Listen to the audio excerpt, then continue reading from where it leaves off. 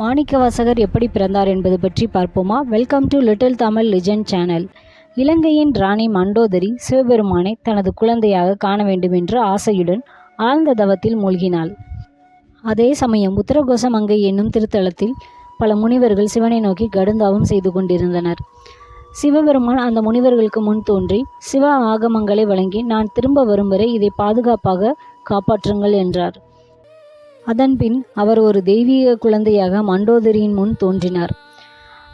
மண்டோதரி அந்த குழந்தையை பார்த்தவுடன் இது சிவபெருமான் தான் என்று உணர்ந்து பக்தியுடன் மகிழ்ந்தாள். அந்த நேரத்தில் இலங்கையின் அரசன் ராவணன் அங்கே வந்தான்.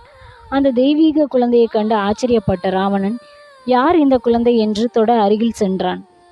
அவன் தொட முயற்சித்தவுடன் அந்த குழந்தை திடீரென ஒரு ஜோதியாக மாறியது.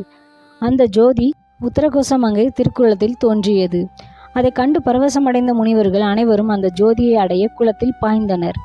ஆனால் ஒரே ஒரு முனிவர் மட்டும் சிவ ஆகமங்களை பாதுகாப்பாக கையில் பிடித்தபடி நின்றார். அவரது கடமை உணர்வை கண்டு மகிழ்ந்த சிவபெருமான் அவருக்கு அருள் புரிந்தார்.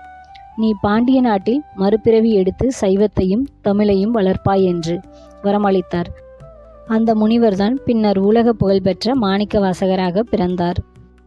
பக்தியும் கடமையும் சேர்ந்தால் இறைவன் அருள் நமக்கும் நிச்சயம் கிட்டும். வீடியோ பிடித்திருந்தால் லிட்டில் தமிழ் லிஜெண்ட் சேனலை சப்ஸ்கிரைப் செய்யாதவர்கள் சப்ஸ்கிரைப் செய்து கொள்ளுங்கள். நன்றி.